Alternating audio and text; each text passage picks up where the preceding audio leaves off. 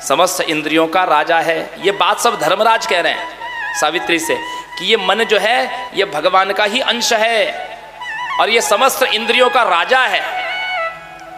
ये व्यक्ति के बंधन और मोक्ष दोनों का कारण है।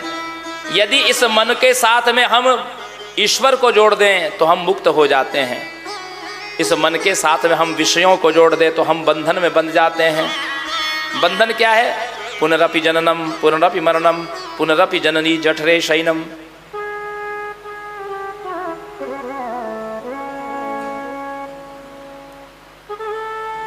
धर्मराज कहते हैं कि हे पुत्री, कन्ये 12 वर्षीया वस्य तुम वयसाधुना ज्ञानम ते पूर्व विदुषाम ज्ञानिनाम योगिनाम परम। तू है तो केवल 12 वर्ष की, लेकिन तेरा ज्ञान तो बड़े बड़े ज्ञानियों से बढ़कर है, क्योंकि तेरे प्रश्न बड़े अद्भुत हैं। फिर धर्मराज ने सोचा कि मैं पता तो करूं ये है कौन। जब धर्मराज ने ध्यान लगाया आंख बंद करके तो सावित्री देवी माँ गायत्री दिखाई दी, हंस पर आरूढ़ गायत्री देवी। और धर्मराज ने मन ही मन प्रणाम किया, हे माता मैं आपको पहचान नहीं सका, आप इसके अंश के रूप में, आपके अंश के रूप में इस कन्या का जन्म हुआ है, यह आपका साक्षात अंश है। तो धर्मराज ने आंखें खोली और कहा कि हे पुत्री, मैं तेरे पति को जीवित कर देता हूं और साथ में तुझे 1 लाख वर्ष की आयु देता हूं। तो 1 लाख वर्ष तक अपने पति के साथ सुखपूर्वक इस सतयुग में रहना, क्योंकि सतयुग में मनुष्य की 1 लाख वर्ष की आयु थी। जैसे कलयुग में किसी को 100 वर्ष की आयु मिल जाए तो पूर्ण आयु है वो, उसी प्रकार सतयुग में 1 लाख वर्ष की आयु थी। सुव्रत नाम का तेरा पुत्र होगा और तेरे पति को मैं सार्वभौम पद देता हूं, वो पूरी पृथ्वी का राजभोग करेंगे। तू अपने पति के साथ 1 लाख वर्ष तक इस धरा को, पृथ्वी का भोग करना।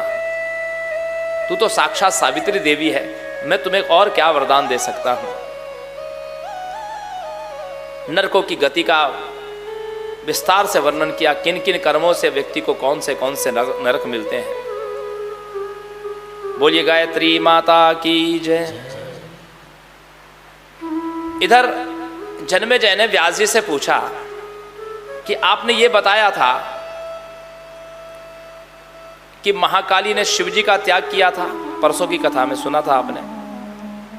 जब शिव जी को और भगवान विष्णु को अभिमान हुआ तो महाकाली उनको छोड़ करके चली गई थी। फिर वही देवताओं की प्रार्थना से सती बन करके और पार्वती रूप से प्रकट हुई। लेकिन जब भगवान विष्णु को महालक्ष्मी छोड़ करके चली गई तो वे कैसे प्रकट हुई? कहते हैं एक बार इंद्र ने भगवान विष्णु की दी हुई माला जो दुर्वासा को प्राप्त हुई थी, दुर्वासा ने इंद्र को दी थी, उस भगवान के प्रसाद का अपमान कर दिया, जिससे उनकी स्वर्ग लक्ष्मी नष्ट हो गई।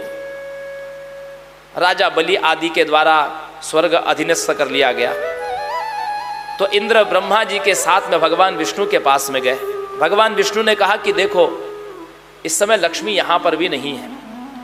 एक अंश से स्वर्ग में रहती थी लक्ष्मी, जो स्वर्ग लक्ष्मी कहलाती थी। एक अंश से राजा के यहाँ रहती है, जो राज लक्ष्मी कहलाती है।